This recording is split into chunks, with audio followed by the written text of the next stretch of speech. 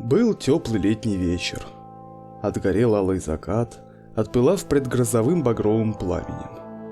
Мишка, простой сельский мальчишка, учился в 8 классе, считал себя уже взрослым и смелым. Он и в самом деле ничего не боялся. Даже ночью мог запросто бродить возле сонной рощи, которой опасались даже взрослые его односельчане, считая, что это до добра не доведет. Но Мишка не слушал никого. Он гордился своей смелостью. Мишка гнал на велосипеде по неровной тропинке по краю леса. Сегодня он пробыл у своего друга Сашки допоздна, поэтому возвращаться пришлось глубоким вечером. Теплый ветерок дул в лицо, вокруг стрекотали сверчки, любители теплых летних вечеров. Вдали он уже мог разглядеть родное село, которое в теплой дымке тумана от лугов и полей уже вырисовывалось на горизонте и манило Мишку теплым светом из окон. Мишка ни о чем так не мечтал сейчас, как о горячем чае и уютной кровати. Но вдруг что-то пошло не так.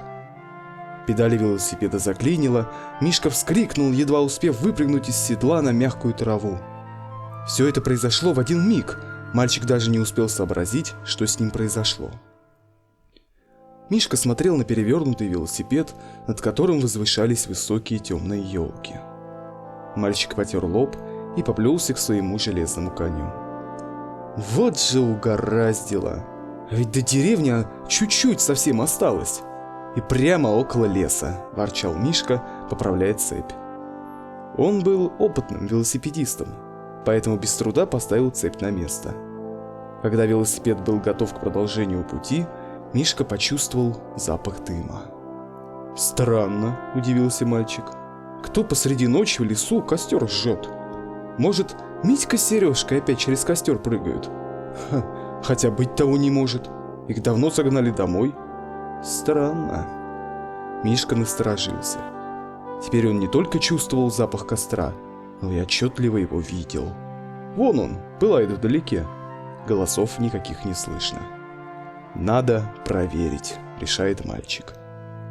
Но только он успел сделать 3 шага в сторону костра, как тот тут же пропал.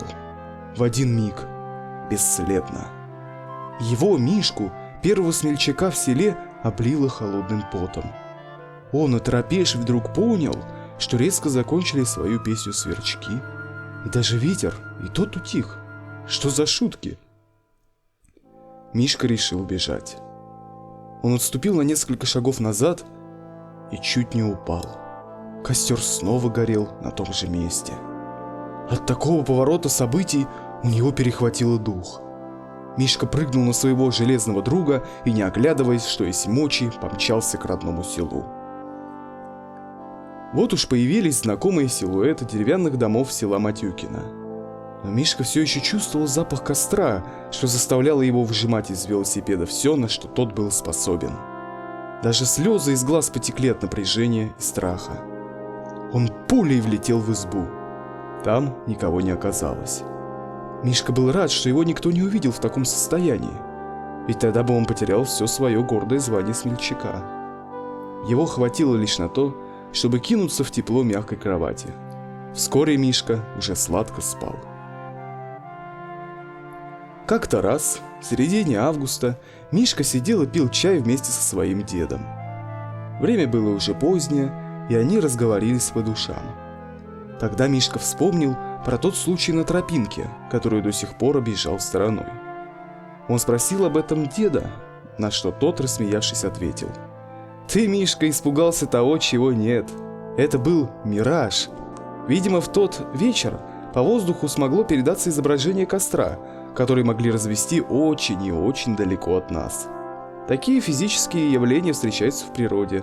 И поверь, тут нет никакой мистики». «А как же запах костра?» – не поверил Мишка. «Я ведь его чувствовал. Мне не могло показаться». «Конечно. Ведь если мне не изменяет память, тот случай был в субботу, верно? А у нас в селе, сам знаешь, по субботам все бани топят. Вот и дошел до тебя тот запах. Так что успокойся, ничего страшного в этом нет». «Только, дед, никому не рассказывай, ладно?» Смущенно пробормотал Мишка. «Конечно, не скажу. Со всяким бывает. А ты у нас самый смелый парень на селе. Зачем же мне тебе портить репутацию? Рассмеялся дед, прихлебывая из кружки горячий чай. Давно это было, но до сих пор Мишка не верит, что это была простая случайность.